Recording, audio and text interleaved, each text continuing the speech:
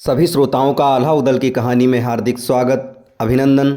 नरवरगढ़ की लड़ाई में आज अंतिम भाग आप सभी के सामने प्रस्तुत किया जा रहा है। बढ़ते हैं कहानी की तरफ।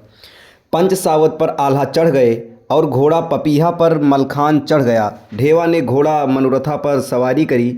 सारी सेना फिर चैतन्य होकर युद्ध के लिए तैयार हो गई। मकरंद ठाकुर भी फिर युद्ध के लिए तैयार होकर चला। सैल शनिश्चर और बाण अजीता अपनी जगह से गायब थे। काठ का घोड़ा खड़ा था पर निष्प्राण सा था। मकरंदी मन में घबरा गया, परंतु युद्ध के लिए अपने लश्कर को ललकारने लगा। भारी युद्ध हुआ। अब की बार महोबे वाले वीरों ने ऐसी मार मचाई कि नरवरगढ़ के सैनिक भागने लगे। मकरंदी ने हिरिया मालिन से जादू चलाने को कहा। हिरिया ने मलखान पर जादू का वार कई बार किया पर निष्फल गया। मलखान ने कहा, मुझ पर किसी जादू का चाल नहीं चल सकता। मैं पुख्य नक्षत्र में जन्मा हूँ।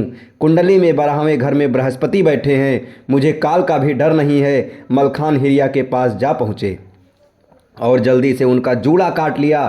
फिर तो जिन पर जादू का प्रभाव था वे भी सब ठीक हो गए। जादू बेअसर हो गया। मकरंदी आगे बढ़ा और मलखे पर वार किया। ढाल अड़ाकर मलखे ने वार बचा लिया। फिर मलखान ने चोट करी। मकरंदी गिरा। अवसर पाते ही मलखान ने उसे बंदी बना लिया। नरवरगढ़ की फौज तो फिर भागती नजर आई। राजा नरपति ने आल्हा के सामने आकर दीन स्वर में मकरंदी को छोड़ने की गुहार लगाई। फुलवा के विवाह का वायदा किया।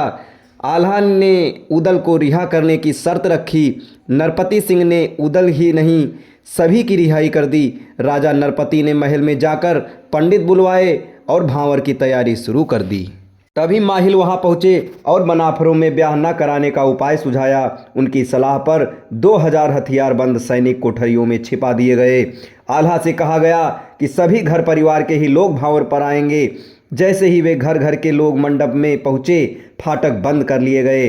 पहली भांवर पड़ी तो मकरंदी ने तलवार का वार किया, जिसे मलखान ने रोक लिया।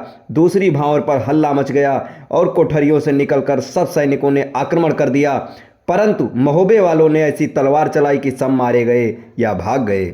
मकरंदी को फिर कैद कर लिया गया तथा सातों भांवर पूरी हो गई। राजा ने कहा, अब आपको विदा करूंगा और फुलवा का डोला दूंगा, पर भात बनवा दिया है, आप भात खाकर ही विदा किए जाएंगे। मकरंदी छोड़ दिया। सब महोबे वाले भात खाने पंगत में बैठ गए। जैसे ही खाना शुरू किया, मकरंदी ने अपने सिपाही फिर बुला लिए और हमला कर दिया। महोबे वालों के पास पानी के लिए लोटे थे।